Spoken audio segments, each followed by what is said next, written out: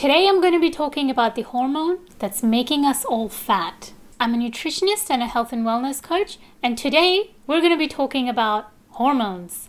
Specifically, the one hormone that is making us all fat. Now, what is this hormone I speak of? Don't we get fat from just over-consuming calories and not burning enough? No, the calorie in, calorie out model is completely inappropriate for weight management. It is not what controls your weight. Calories are just a measure of heat energy. So, what is this hormone? Some of you might have already guessed. In the absence of this hormone, it is impossible to get fat. But this hormone actually plays a lot of important roles in our body as well. From an evolutionary perspective, this hormone is the reason why we're alive today. Without this hormone, we would not be able to store the extra energy that we get throughout the year intermittently to survive us through the times when we are in a famine. And that is why we must not judge this hormone. It does a beautiful job at driving energy into cells, whether it's fat cells or any other type of cells. It basically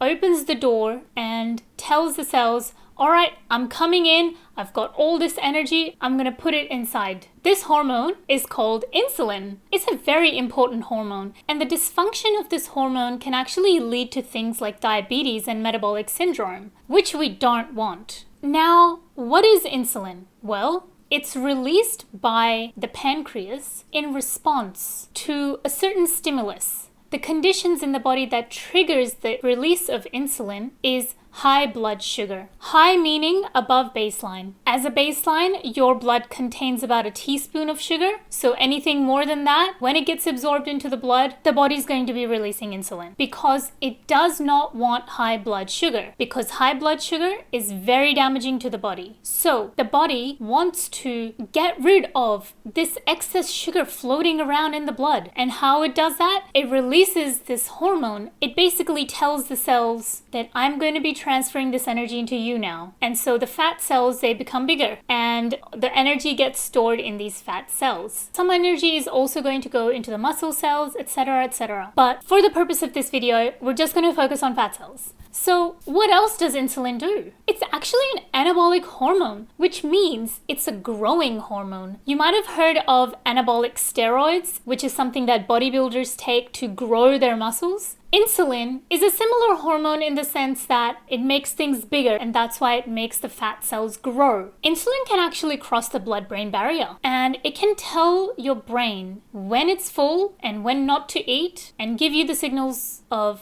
satiety and appetite suppression to a degree. So insulin released from the pancreas actually works in conjunction with the liver, and the liver is packaging the sugar into fat, and then the blood takes the fat into the fat cells. Now, insulin not only opens the door to the fat cells, this door actually is only one way. It only allows for things going in. When insulin is present in the body, energy is being driven into cells. Now, insulin actually works in sort of like a seesaw mechanism with another hormone. So nothing in the body works in isolation. Everything is related to everything else. And so insulin is actually related to this other hormone called glucagon. Glucagon is in lower amounts when insulin is present, and when insulin goes down, glucagon levels go up. Now, the role of glucagon is the opposite of insulin. Insulin being an anabolic hormone, glucagon is actually a catabolic hormone. And what glucagon does,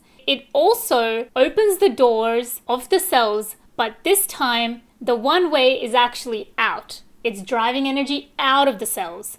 For example, when you're in a fasted state, you're probably going to have higher levels of glucagon and lower levels of insulin. And when you have lower blood sugar levels and your insulin is low, that's when glucagon levels are going to be higher and energy is going to be coming out of cells.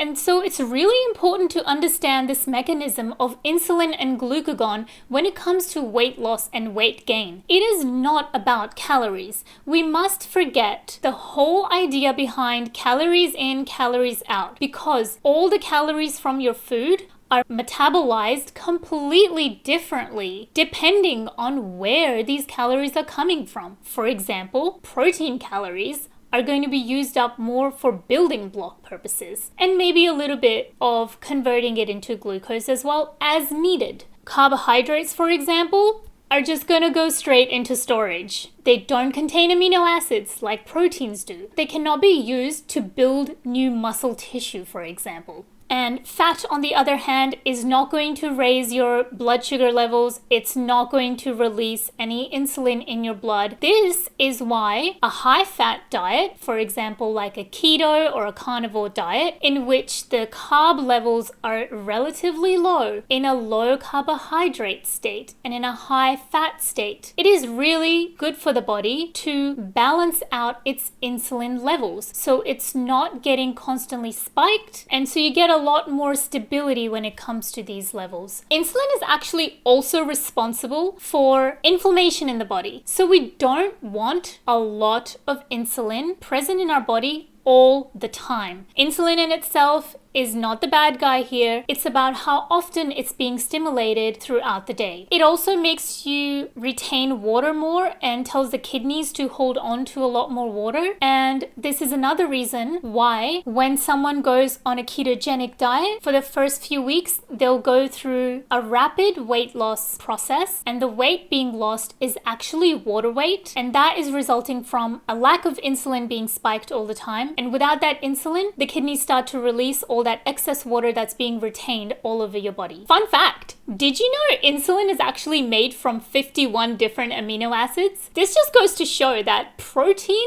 is so important in our diet. Whether you want to be low fat or low carb, I recommend being low carb. Protein is something we all need, and a deficiency in protein can wreak havoc on your system. But this video is about insulin. If you are looking to lose weight, and if you want to lose fat specifically, you need to make sure that your insulin levels are not being constantly high all the time. Insulin can stay in the bloodstream for a few hours. So it makes sense that after a meal, when the blood sugar goes high and then followed by insulin being released, it'll take a few hours for your body to get that insulin levels down and stabilize your blood sugar levels. Once that happens, then your glucagon levels are going to be rising up. Then you're going to be able to drive energy out of cells, and that is when your weight loss is going to be happening. So, what can we do? Well, the first thing that I would recommend is remove any snacks in between meals. The reason for that is a lot of the times we're going for really high sugar snacks, things that are going to instantly uplift us. And by uplift, I mean instantly give us energy. So, these being simple sugars, I would consider Gatorade or Powerade or any of those electrolyte sports drinks to be a snack. Why? Because they contain simple sugars, and as soon as you ingest them, your body is going to be releasing insulin straight away. Things like soft drinks and fizzy drinks also have a similar effect on the body. So snacks don't have to just be solid. They can be liquid as well. And these liquid snacks comprised of simple sugars are one of the easiest things to cut out of your diet because they'll give you the biggest impact in terms of your weight management. Other snacks being like chips or ultra-processed foods are also very quick to spike the blood sugar, which in result is going to spike up the insulin. Another thing that's going to help you with lowered insulin levels is removing sugar from your diet. Sugar is really, really good at being absorbed into the bloodstream very, very fast. And when you have a very quick ingestion of sugar, you have a very quick release of insulin. But did you know things like fruit, for example, that contain fructose can also bypass this system and sort of go straight into storage? This is why I probably wouldn't recommend fruit juice to anybody. Sure, it removes the unnecessary fiber, but now you have access to simple sugars straight away, which are not going to be used by the body straight away. So you might be asking, how can I escape this constant insulin spiking all day, multiple times a day? Well, have you heard of the low carb diet? In a low carb diet, your insulin barely gets spiked. Why? Because the amount of carbohydrates that you're consuming are below a certain threshold. And so even if insulin is released, it's not released at such a high amount, and it goes down quicker as well because it gets metabolized much quicker. In a high-fat diet, you not only get your satiety signals much more clearly, you're also not going to be wanting to snack in between, and so you naturally fall into a pattern of 2 to 3 meals a day. So if you want to lose weight and lose fat fat specifically, forget about counting calories, measuring and weighing everything. Just make some simple changes to your diet. Remove the sugar. Don't be snacking and stop spiking your insulin, which is causing more inflammation and water retention and excess weight on your body. I would like to summarize and say that the mechanism between insulin and glucagon is so fascinating. One of them is opening the cells to drive energy in. The other one is opening the cells to drive energy out. If you want to lose fat, stop spiking your insulin.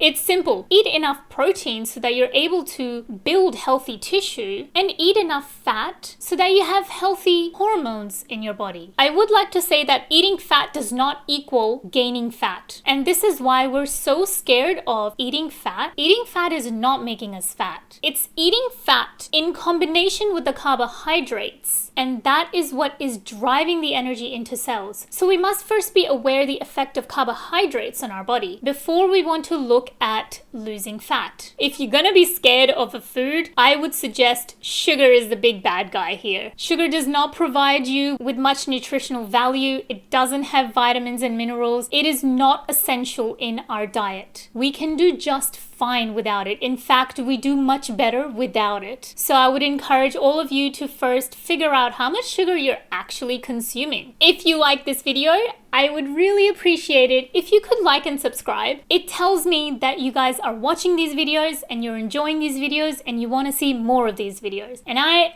want to make more of these videos for you. If you think that someone else can benefit from this video, please share. I hope to see you in my next video. Until then, stay well.